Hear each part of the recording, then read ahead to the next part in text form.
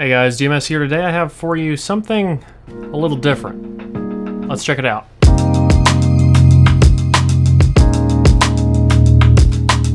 Real quick before we start this video, do me a favor, click that subscribe button down there below. It only takes you a second and it helps the channel out a lot. I appreciate it. Also, real quick note, this is not a review. If anything, I'm going to state some things that I feel, and I really want to know how you guys feel about what I say. I'm curious about your opinions on this subject. So let's get into it. So this is the Apple Watch Series 6. This is the latest Apple Watch that has come out. I purchased it, and I generally like watches quite a bit. So I have a number of watches laid out here on the table. Watches that I think are excellent, and in the middle we have the Apple Watch. Now, I realize these are very different because one is a smart device, the rest are standard watches. But I have all of these out here for a reason. A watch is a watch, and I'd like to talk about some of the things I like about this and some of the things that I really feel like it's missing out on. So, the first thing worth noting, this solo loop. Let me change my focus here. This solo loop is the most comfortable watch band that I have ever worn. Nothing comes remotely close. I would love to find something like the solo loop for normal watches. If you know of anything like that, please let me know in the video description. Leave the name and I will very gladly check it out because I love the solo loop. It is exceptionally comfortable. The watch itself is cool. I mean, all the different faces are neat. You can keep track of all kinds of different things. There's a lot of neat features in it. I could go on and on about the tech in this, but that isn't really what this video is about. If you want to know about the tech of the Apple Watch, just go look at a big tech channel like Marques Brownlee or something like that. What I want to talk about is the feel of owning this watch and how it really compares to the feel of an analog watch. It is really cool. It's very sleek. It fits under almost any sleeve effortlessly, and it's nice because I can look at it and instead of just seeing the date, I can see the wind direction, the weather, all kinds of things. Let's get up close with it real quick. Now, compared to your average tech, the construction of the Apple Watch is not bad. There are weird little things here and there, like you'll notice that at least for me, these seams between the materials are not even on both sides. Things are shifted over a little bit. The construction is not the same as what you would find in an analog watch. The fine details are not really comparable. Well, this one might be a bad example. This is a more expensive watch. This is a Christopher Ward Limited GMT. These retail, I want to say, around $1,200 US. So let's bring up something a little bit less expensive. This is an Orient Symphony 2. You can get these for, I want to say, around $150, somewhere in that range. And there's a lot going on in this watch. There's a lot of very, very small details on the face. The way that it's got texture to it. Here, let's pull it up even closer. Forgive my shaky hands. On this watch face, there's an incredible amount of precision, even for a watch as affordable as this one. And precision like that is something that you can feel when you're wearing it.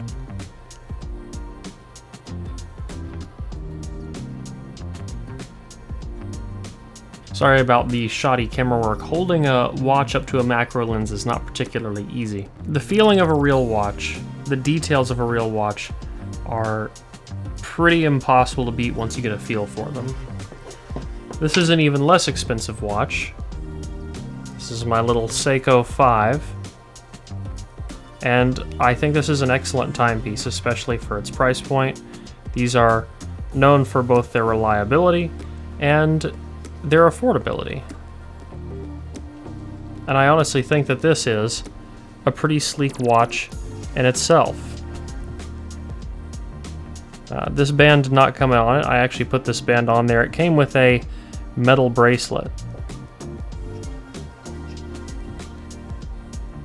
And this is the Leica Cuxhaven completely other end of the spectrum. So we have our two Japanese watches, we have our Apple Watch, we have our Swiss-made watch, the Ward, which I'll get to in a minute, and then the German-made Leica. So let's get a closer look at this.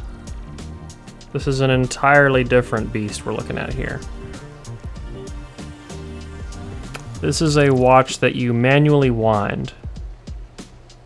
So you have to turn this dial on the end here, and when you do, it clicks and it winds up.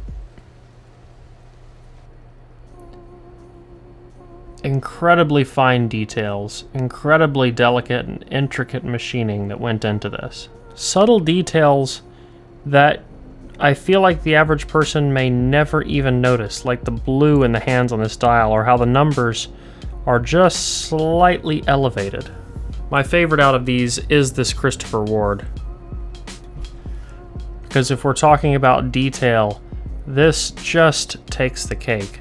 This is an automatic, and here, let's get up a little bit closer again.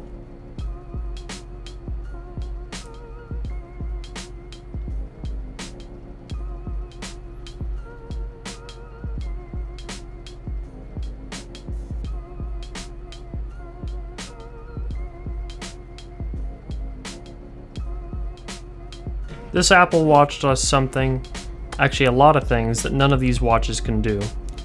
But all of these watches also do something that the Apple Watch can't do. And I find myself torn on what I actually want to use because of that. The Apple Watch has the features, it has the convenience. I get my notifications on my wrist, it monitors my heart rate, it tells me the weather, all kinds of things, it gives me directions. It's exceptionally convenient, but it lacks the craftsmanship. And the biggest thing that kills me is I know that purchasing a watch like this, it's something that I will keep all my life. But an Apple Watch is something that you purchase and it goes in the trash 3 to 5 years later, or maybe sooner if you get a newer one. You could keep it, you could replace the battery. At some point the software will become outdated and it will be useless. Whereas the function of this is going to stay the same. And I think the feeling of a disposable watch is what I don't like about the Apple Watch. Yet I find myself struggling to go back to the regular watches that I have here in my collection because I miss the features when I don't have this on my wrist. And so it's brought me to an interesting problem. What matters more, the watch that I will have forever that is simple and functional, or the watch that has tons of features that lacks the craftsmanship that I'm going to, be disposing of in a few years when it is no longer current or viable? I see why people like the Apple Watch, just like I see why people like regular watches. Also this ticking, get a load of that real quick. I don't know if you can hear that, but it's exceptionally satisfying. I think if the Apple Watch was built better, and I think if the Apple Watch had a library of custom faces, if people could make their own faces for the Apple Watch that you could download, aside from just their preset selects that you can then customize a little bit, I feel like this would be a more interesting watch. Now, I am going to keep using it. There are certainly plenty of things I enjoy about it. I don't think it's a bad product at all. And by the way, if you want to check out any of these, I'll have them all linked in the video description. But I think I'm not going to be using it quite as often, and I think I'm going to start going back and wearing my regular watches more. Even the cheapest watch I own, it feels better. The Apple Watch is slightly more comfortable, but this just feels better to wear. When I check the time on the Apple Watch, I feel as though I am doing an automated process. It feels mechanical. I just glance down, I see what it is, I go back to what I'm doing. When I check the time on any of these watches, I feel like I'm taking a moment to appreciate the craftsmanship that went into these pieces. And it brings me a little bit of joy every time I check the time or check the date. This is not my normal style of content, I know, but I wanted to talk about it. And more than anything, I know I haven't said a lot, I really want to get you guys' opinion on this. How do you feel about this? What do you feel about disposable watches, disposable technology, versus things like this that are made to last forever, but are significantly simpler in function? What matters more? I almost wish that the Apple Watch wasn't a watch. I almost wish that it was just some sort of a small wearable that didn't tell the time. That way I had an excuse to wear both it and a watch all the time. But I think wearing a regular watch and an Apple Watch everywhere I go would be a little bit ridiculous. Maybe whenever Apple comes out with their smart glasses or something like that, I can ditch the watch and start using a real one again. We'll see. For now, I think I'm just going to start going back and forth on my days and see how things turn out. But let me know what you think about this. Once again, if one of you guys know a band like this Solo Loop, let me know in the comments because I'd love to find one that fits my regular watches. I was going to do dedicated videos for both this Leica and the Christopher Ward, but I did not get around to it, and I just have a whole lot going on. But I would say I think these are both incredibly beautiful watches. I am certainly a big fan of Christopher Ward.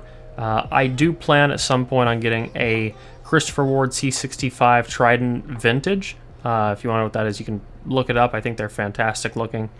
And having smaller wrist sizes, I prefer the smaller face on the C65 Trident Vintage. This is a 42, and I find it to be just a little bit large for me, whereas this 38 I think is just about perfect.